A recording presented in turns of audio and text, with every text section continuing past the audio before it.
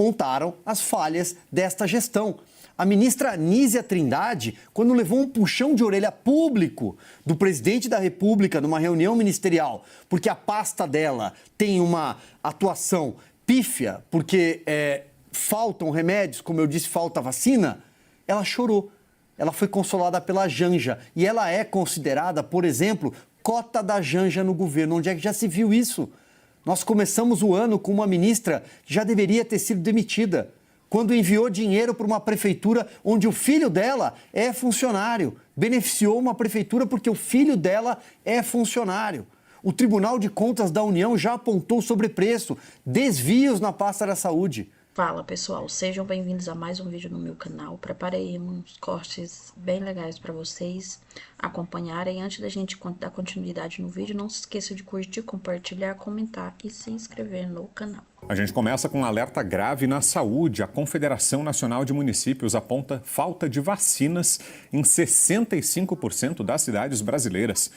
Apesar de o Ministério da Saúde ter contestado pesquisa divulgada pela CNM, a cobrança veio publicamente através do Conselho Federal de Medicina. Para o CFM, a negligência na compra e distribuição de vacinas configura uma grave falha de gestão do Ministério da Saúde que compromete diretamente a saúde pública e a segurança da população.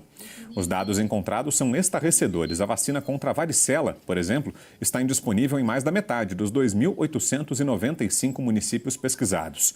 Outras vacinas essenciais, como a meningocócica C, a tetraviral e a da febre amarela, também estão em falta, expondo milhões de brasileiros a doenças graves e preveníveis. Silvio Navarro, fica o contraste, né, Silvio, entre o discurso de campanha e a prática. Afinal de contas, a saúde, a vacinação especificamente foi tema-chave da campanha de Lula, né, os ataques ao governo Jair Bolsonaro, ao que seria o genocídio durante o período da pandemia. Mas agora a gente vê uma crise gravíssima, justamente, de saúde pública no governo Lula, né, Silvio? Brown, boa noite. Se esse cenário que você traz tivesse acontecido no governo anterior, já teria gente presa.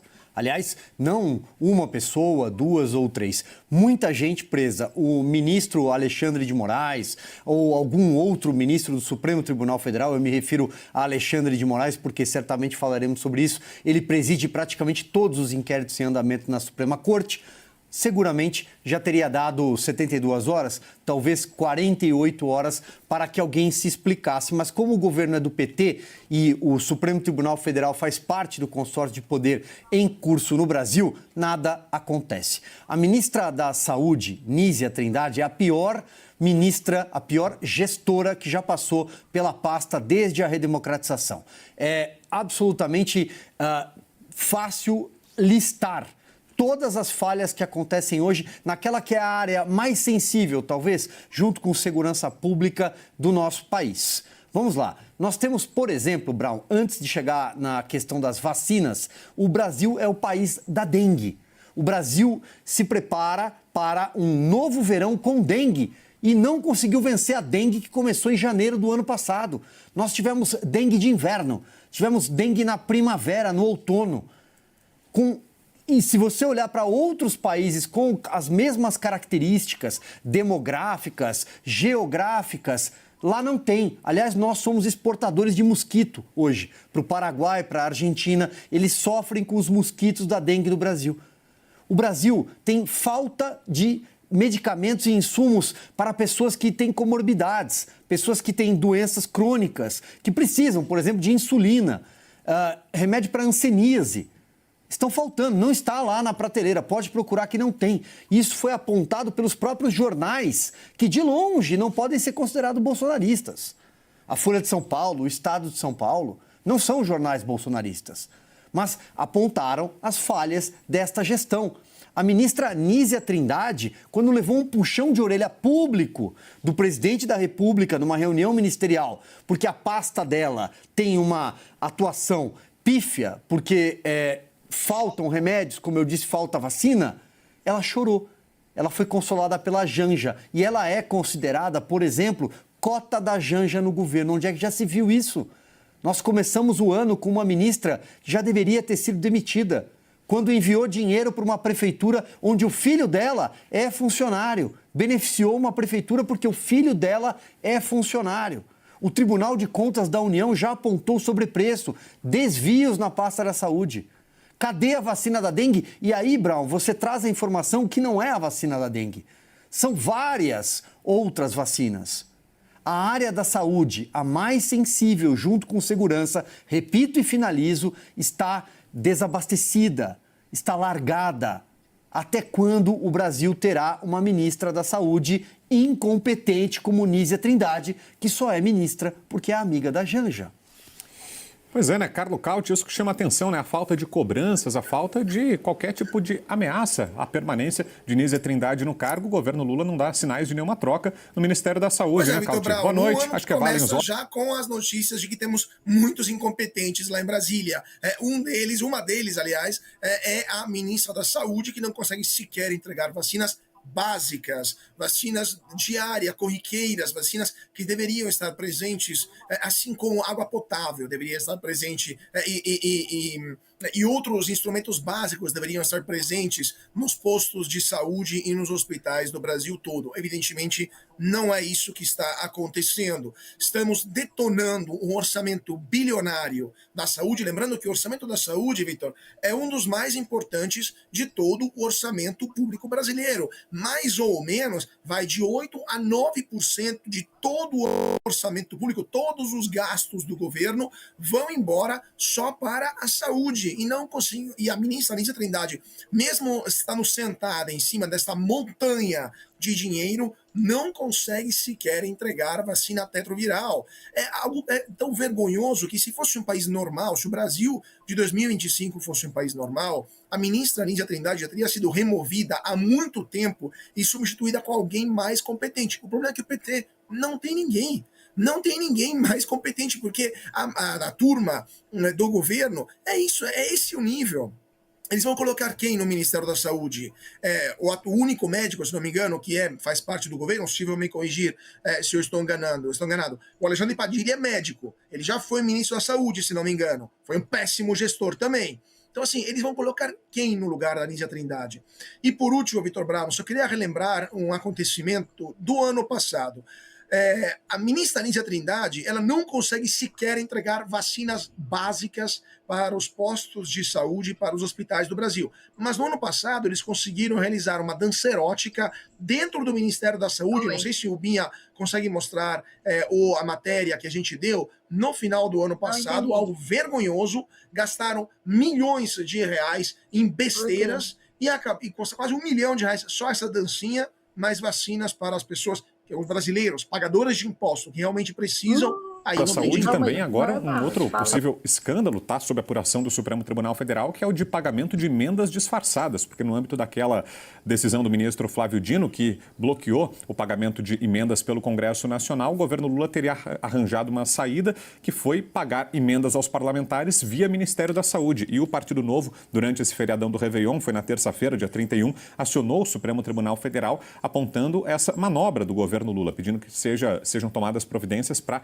impedir essa manobra do governo Lula, que, segundo os autores, segundo o Partido Novo, estaria pagando emendas parlamentares de forma disfarçada pelo Ministério da Saúde, num esquema que tem ali no meio desse arranjo o Ministério de Alexandre Padilha, que é a Secretaria de Relações Institucionais. Os parlamentares estariam acionando esse ministério, o gabinete do ministro Alexandre Padilha, e aí sendo distribuído dinheiro do Ministério da Saúde para contornar essa decisão do ministro Flávio Dino das emendas parlamentares, né, Silvio? Perfeito, Brown. Antes de falar das emendas, deixa eu só complementar aqui. O Cauti fez a pergunta. Sim, Alexandre Padilha é médico, é formado pela Unicamp e tem em seu currículo ter trabalhado com a Dilma Rousseff, foi ministro, e com o Fernando Haddad, quando o Fernando Haddad foi prefeito de São Paulo. Ou seja, não é um bom currículo, né? Então, eu acho que colocá-lo na pasta da saúde pode ser pior. Aliás, ele trabalhou até no Pará, salvo engano, na área de doenças tropicais. Mas acho que não é uma boa colocar o Alexandre Padilha lá, porque ele é ruim de serviço. E ele também é da cota da Janja. Assim como a Nízia Trindade, o Alexandre Padilha é muito próximo à primeira-dama, que, para muitos, além de ser uma espécie de vice-presidente, hoje já administra o Brasil efetivamente. Em relação às emendas, Brown, o Brasil já assistiu esse filme. Dinheiro de emenda parlamentar, e eu não sou daqueles que demoniza a emenda parlamentar, eu acho que a emenda é uma ferramenta para que o parlamentar consiga levar recursos para suas bases, é para isso que ele é eleito, é para isso que o pagador de impostos confia no político, para que ele vá lá e traga dinheiro, já que estamos falando da saúde, por exemplo, para melhorias e equipar uma Santa Casa, por exemplo, mas pode ser asfaltamento, uma praça, é para isso que serve a emenda. A falta de transparências em algumas modalidades de emenda parlamentar, não vou entrar aqui nos jargões orçamentários, começar a falar de emenda de comissão, de bancada, em RP9, porque isso é um pouco árido demais para que a gente consiga compreender. O Brasil já assistiu o filme de fraude na saúde com emenda parlamentar. A máfia das ambulâncias, o esquema dos sanguessugas. Mas a pergunta é a seguinte: cadê o Tribunal de Contas da União? Cadê a Procuradoria-Geral da República? Cadê a Polícia Federal? A Polícia Federal continua prendendo pessoas envolvidas no 8 de janeiro de 2023. A Polícia Federal continua perseguindo inimigos do regime. Continua perseguindo senhores e senhoras com uma Bíblia, uma camisa do Brasil, que foram para um tumulto no dia 8 de janeiro. Cadê a Polícia Federal para trabalhar nessa área? E finalizo. Essa questão das emendas, e é muito dinheiro, Brau, jamais deveria estar sendo debatida no Supremo Tribunal Federal, porque está lá Flávio Dino debatendo a questão de emenda parlamentar. O orçamento da União é um cabo de guerra entre o Palácio do Planalto, ou seja, o Poder Executivo, e o Poder Legislativo, o Congresso Nacional. Sempre foi assim. Temos casos de escândalos? Temos, acabei de citar um. Na era do PT, o escândalo dos sanguessugas. Quer voltar um pouquinho para trás do tempo? Também tem. Os anões do orçamento. Quem tem um pouco mais de idade vai se lembrar ali, nos anos 90, 92, 93, o governo Collor, e depois continua a CPI dos anões do orçamento. Né? O relatório célebre de Roberto Magalhães. Mas é um assunto do Poder Legislativo e do Poder Executivo. Não tem nada a ver com o Supremo Tribunal Federal. Por que é que o Supremo está envolvido neste debate? Porque o Flávio Dino é o líder do governo no Supremo. O Flávio Dino conseguiu, em tempo recorde, passar pelos 3 poderes. Ele foi ministro da Justiça e Segurança Pública do governo Lula. Depois ele passou alguns dias dentro do Senado, porque ele foi eleito senador, deixou o povo do Maranhão na mão, não vai cumprir os 8 anos, aliás, cumpriu apenas alguns dias e entregou para uma suplente 8 anos de mandato no Senado. E agora trocou de cadeira com o Ricardo Lewandowski, que está lá, ministro do Supremo Tribunal Federal. Flávio Dino está lá para defender os interesses de Lula dentro do Supremo. Ação bem complicada, isso porque a gente não está falando de pandemia. Imagina um governo desse com uma pandemia, que seria da população brasileira? Porque a dengue ela já matou mais do que Covid-19. Infelizmente a imprensa ela não divulga esses dados, né? Na época do Covid, que era o presidente Bolsonaro aí, o que eles falavam era só em morte, morte, morte. Hoje a imprensa aí que é comprada pelo governo, recebe verbas, bilhões aí do governo, não divulga os dados corretos ou omite as informações. E é o caos que tá aí na saúde, né? Sem vacinas, as vacinas, quando não tem vacina, elas vacinas vencidas, que são tem que ser descartadas. Literalmente é um desgoverno. E a última notícia aí que eu trouxe para vocês é que o Gustavo Lima pretende concorrer à presidência da República em 2026. Cantor sertanejo afirmou que quer desburocratizar o Brasil e melhorar o poder de compra da população mais pobre. O cantor sertanejo Gustavo Lima revelou sua intenção de concorrer à presidência da República nas eleições de 2026. Com mais de um ano até o pleito, ele ainda não está afiliado a nenhum partido, mas já começou a dialogar com grupos políticos alinhados às suas ideias. As informações divulgadas nesta quinta-feira, dia 2, é do portal Metrópolis. Conhecido por seu apoio ao ex-presidente Jair Bolsonaro, Gustavo Lima destacou que sua candidatura não se baseia nas divisões políticas tradicionais.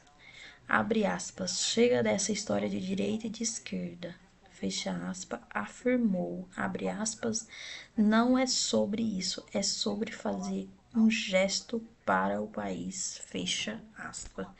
E aí, qual que é a opinião de vocês em relação a Gustavo Lima se candidatar à presidência da República, sobre a situação atual do Brasil? Esse governo tem que ter impeachment urgente para a situação mudar